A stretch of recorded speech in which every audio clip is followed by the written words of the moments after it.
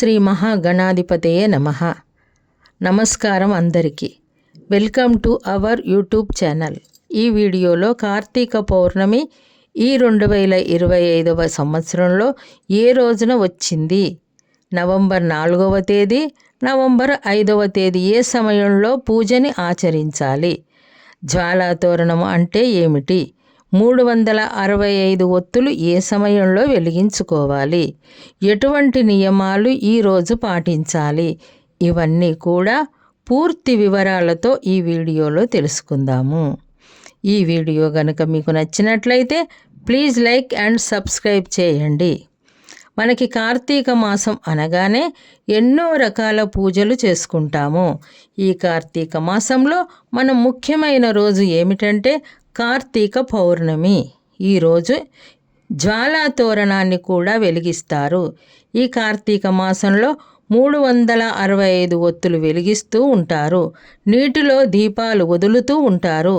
దేవాలయానికి వెళ్ళి 365 ఒత్తులు వెలిగించడము, స్వామివారికి ఏవైనా నోములు చేసుకోవాలనుకుంటే చేసుకోవడము, సత్యనారాయణ స్వామి వ్రతాలు చేయడము, కేదారి గౌరి నోములు చేయడము, దీపావళి అమావాస్యకు చేయని వారు చాలామంది ఈ కార్తీక పౌర్ణమికి చేసుకుంటూ ఉంటారు.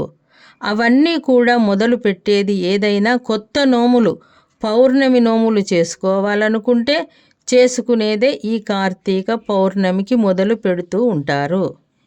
మరి ఇప్పుడు ఈ 2025 సంవత్సరంలో కార్తీక పౌర్ణమి ఏ రోజు వచ్చిందో చూద్దాము.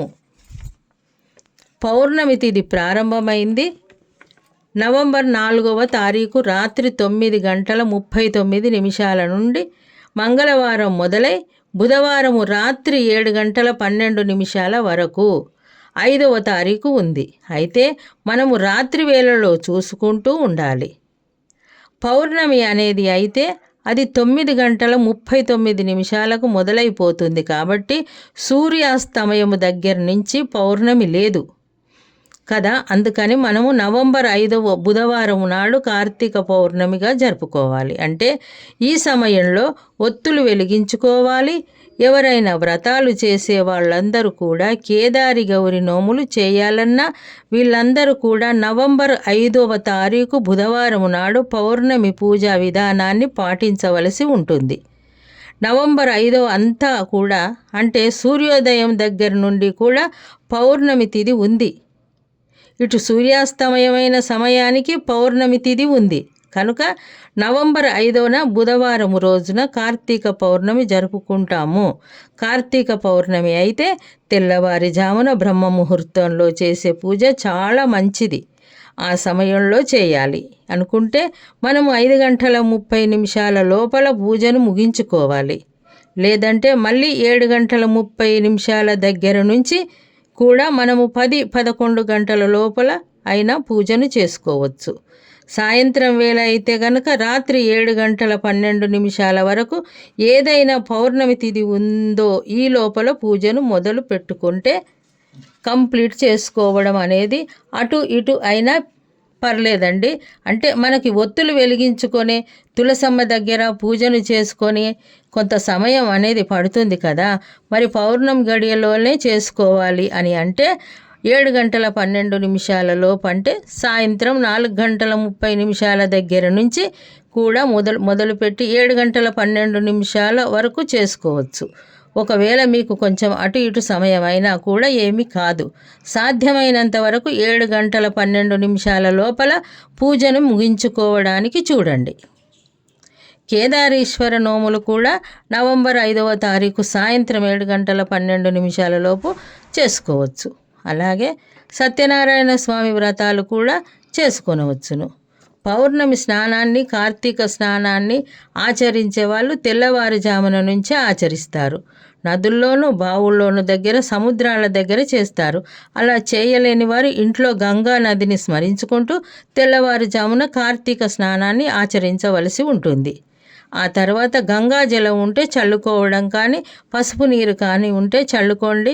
అయితే పౌర్ణమికి ఉపవాసాలు ఎప్పుడు ఉండాలి అని అంటే ఈ రోజంతా కూడా ఉపవాసం ఉండి రాత్రి వేళలో తులసి కోట దగ్గర ఇంట్లో నిత్య పూజా మందిరంలోనూ మొదలు ఆ తర్వాత తులసి కోట దగ్గర పూజని ఆచరించి 365 ఒత్తులు వెలిగించుకొని దేవాలయానికి కూడా వెళ్ళి 365 ఒత్తులు వెలిగించుకుంటారు. ఆ తర్వాత నక్షత్ర దర్శనం చేసిన తర్వాత కొంతమంది భోజనం చేస్తారు. అయితే పౌర్ణమి ఉపవాసం అనేది ఏదైతే పచ్చి చలిమిడి అవి చేసుకొని ఉంటారు, అవి మాత్రమే తిని ఉంటారు.